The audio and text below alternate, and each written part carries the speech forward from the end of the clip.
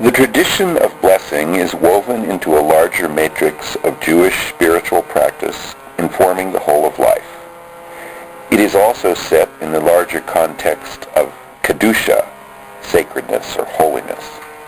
Twice in Torah, our people hear the command, be kadosh, be holy, be sacred beings. Our people's entire spiritual endeavor, all of Torah, all the law, all the praise, all the songs, all the prayers, blessings, and sacrifices, can be seen as a response to that call. Be sacred beings. Be kadosh. Our quest is to discern what that call means. How can one be kadosh? We hear in Proverbs the words of King Solomon, B'chol darachecha dayehu. In each of your ways, know God. We wonder how we can accomplish this. Our ways are those of human beings living in the world. We wake up, we go to sleep, we drink, we wash, we work, we buy, we sell, we play, we pray. We have relationships, we do laundry, take care of all our children and our parents.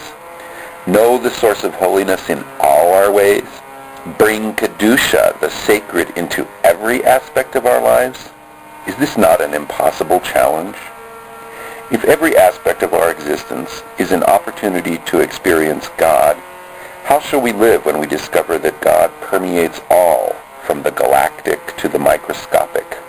How shall we respond personally as a society, as a species, when we begin to understand not only our lives, but all existence as a sacred gift? At times, such Kedusha, such a sense of the sacred, actually seems within our reach. We all have moments in which we are jolted out of our habitual anxiety, when we surrender control and let go of self-conscious judgments. In those moments we can just, quote, be. We can feel refreshingly open, clear, and complete. Our mental clutter and confusions fall away, and we remember with great joy our oneness with all that is. At such moments the whole universe dances inside us. In Hebrew, this gentle attunement is called mochin de gadlut, literally big mind, expanded consciousness, moments in which our hearts open to awe, wonder, and infinite possibility. In mochin de gadlut, we are filled with God, and every moment is a miracle unfolding. We strive to hold on to this expansiveness of spirit, but it is difficult, and all too easily we slide back into the more limited spiritual condition of mochin de katnut, little mind, constricted consciousness. Accustomed to layers of distress, disappointments, and boredom, we, quote, get by. We discover that we can avoid being hurt by diminishing our capacity to feel. As we gradually become numb to both joy and pain, our lives appear manageable. This is the condition described as galut, alienation and exile from God. When we look at small children, we see their sense of wonder, their openness to the miraculous. But we notice, as we grow habituated to the world and its daily pressures, that our own moments of ecstatic delight diminish. When we allow all the daily miracles to be passed by, our openness to the abundance of divine blessing withers. We realize we have traded away our own aliveness, and we long to find our way back. How strongly we need to counteract those dulling life pressures.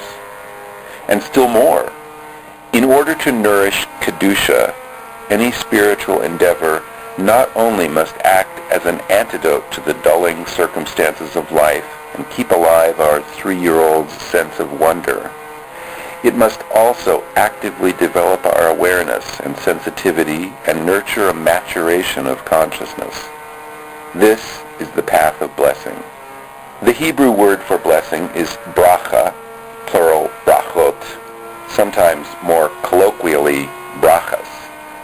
The Jewish practice of blessing derives from our tradition's desire to promote joy and appreciation, wonder and thankfulness, amazement and praise.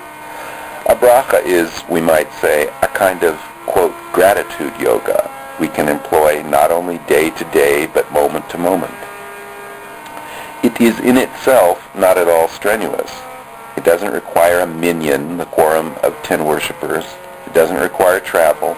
It doesn't require that we have any accoutrements or a special mantra or that we become a yogi, an adept, a tzaddik, or a Buddha. It merely asks us to engage in a moment of delayed gratification, using the respite as an opportunity for something else to occur.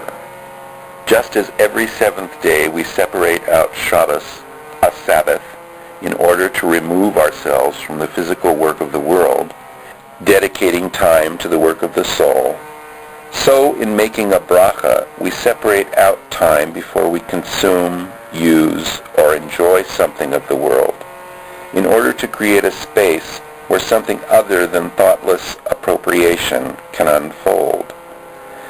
As we grow in the path of blessing, we open to a more expansive way of being. Through blessing, we uncover the infinitely abundant presence of God in even the smallest action. Jewish tradition teaches that the simple action of a bracha has a cosmic effect, for a bracha causes shefa, the abundant flow of God's love and goodness, to pour into the world. Like a hand on the faucet, each bracha turns on the tap. How delicious it is to live in God's goodness.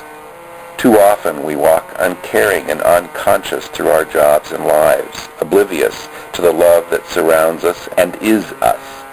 When, however, we live in the abundant flow, we know ourselves to be loved and supported unconditionally. Only then do we become free both to receive and to give fully. Each acknowledgement of divine abundance cycles more blessing into the world. Thus, all of life is enriched. Jewish consciousness carries a deep awareness that in order for the cycles to continue, whether those of an individual human life, community life, the seasons, or the universe, they need to be nourished. When we fail to cultivate a practice of appreciation as potent as our capacity to appropriate, we become despoilers, destroying both ourselves and the whole. When we use the world as if it belongs to us, we use it as we would a possession. The practice of blessing helps us see that consuming without returning the gift of our conscious awareness makes us in a way like thieves. In the first book of the Talmud, Brachot, one teacher unabashedly exclaims, "Anyone who derives pleasure from this world without a bracha is stealing from God." Each of us, he says, will be called to give account for the innocent delights of the world which our eyes saw, but which we didn't let our mouths taste. However, one who delights in this world without a bracha is like a robber, because the bracha is what causes the continuation of divine flow of shefa into the world.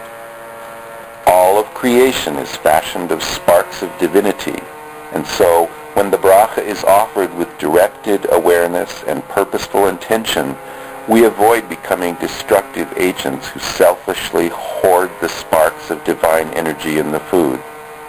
By blessing the source of the fruit or food, we purify and release the sparks back into the life-sustaining flow of holiness. A bracha completes our energy exchange with God. We are partners in a sacred cycle of giving and receiving, in which we are not only on the take. When we offer our blessings, we raise up sparks of holiness, releasing the God light housed in our world back to its source. We receivers become givers, and the nurturing flow is sustained. When we fail to praise, it is we who suffer. Without gratitude, we become bored and depressed. This teaching, so fundamental to the Jewish practice of blessing, is movingly reflected as well in the poetry of Rumi, the Sufi poet. He says, "Your depression is connected to your insolence and refusal to praise. Whoever feels themselves walking on the path and refuses to praise, that man or woman steals from others every day and is a shoplifter." We are called not merely to notice casually now and then that something is special and nice, but to sustain and deepen a profound gratitude. Indeed, the more we acknowledge our gratefulness, the more we temper our tendency to be users, despoilers, and arrogant occupiers.